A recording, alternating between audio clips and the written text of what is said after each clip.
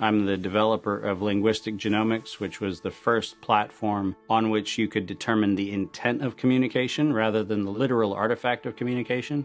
But we've also used that technology for a number of other applications in defense and intelligence and finance, and most notably, in the early 2000s, my company was responsible for bringing down what was, at the time, one of the largest tax frauds in U.S. history.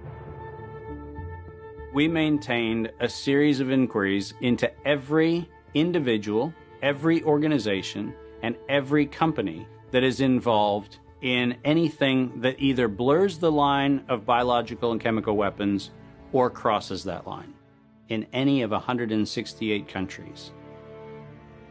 In 1999, there were 1 million patents digitized by IBM.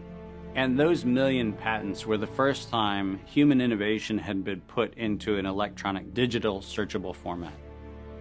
We took that information and we did a very simple exercise using our linguistic genomics technology, where I made the horrific assessment that approximately 1/3 of all patents filed in the United States were functional forgeries, meaning that while they had linguistic variations, they actually covered the same subject matter.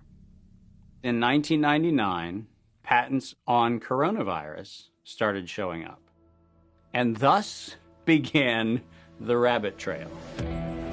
March 2003, panic grips Hong Kong as a deadly new virus sweeps through the city. In 2003, the Center for Disease Control saw the possibility of a gold strike, and that was the coronavirus outbreak that happened in Asia.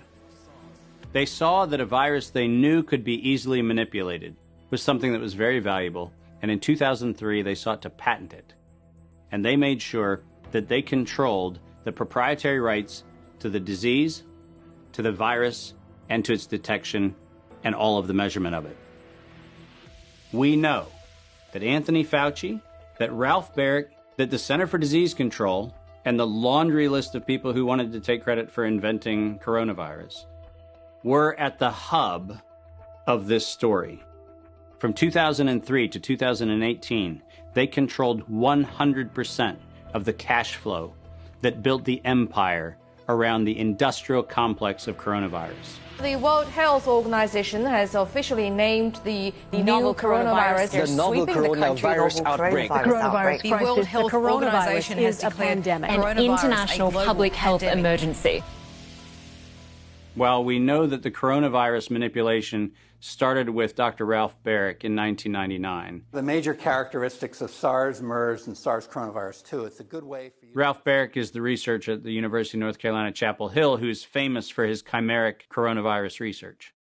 In 2002, there was a recognition that the coronavirus was seen as an exploitable mechanism for both good and ill. On April the 25th, 2003, the U.S. Center for Disease Control filed a patent on the coronavirus transmitted to humans. Under 35 U.S. Code Section 101, nature is prohibited from being patented. Either SARS coronavirus was manufactured, therefore making a patent on it legal, or it was natural, therefore making a patent on it illegal. If it was manufactured, it was a violation of biological and chemical weapons, treaties, and laws. If it was natural, filing a patent on it was illegal. In either outcome, both are illegal. In the spring of 2007, the CDC filed a petition with the Patent Office to keep their application confidential and private. They actually filed patents on not only the virus, but they also filed patents on its detection and a kit to measure it. Because of that CDC patent, they had the ability to control who was authorized and who was not authorized to make independent inquiries into coronavirus. You cannot look at the virus, you cannot measure it, you cannot develop a test kit for it.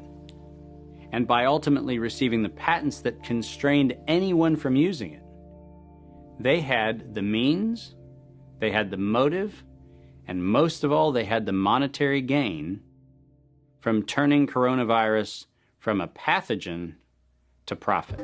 Developing and owning a coronavirus vaccine has become a biotech arms race with political overtones. This vaccine gold rush is starting to bother me. Gold rush. Let's keep that in mind. And so somewhere between 2012 and 2013, something happened.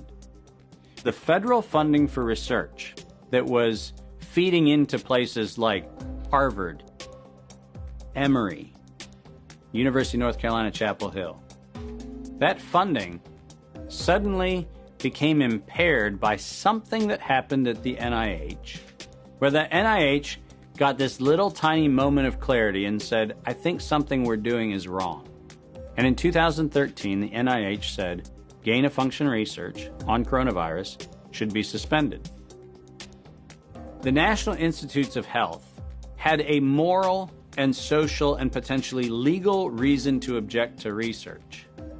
But the letters that were sent to the researchers essentially said, you are receiving notice that we're telling you to stop.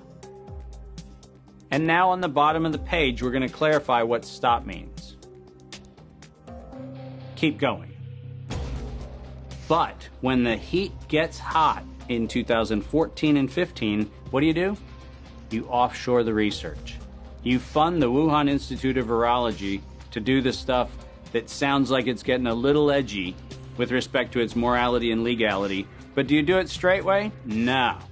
You run the money through a series of cover organizations to make it look like you're funding a U.S. operation, which then subcontracts with the Wuhan Institute of Virology. The U.S. could say, China did it. China could say, the U.S. did it. And the cool thing is, both of them are almost telling the truth.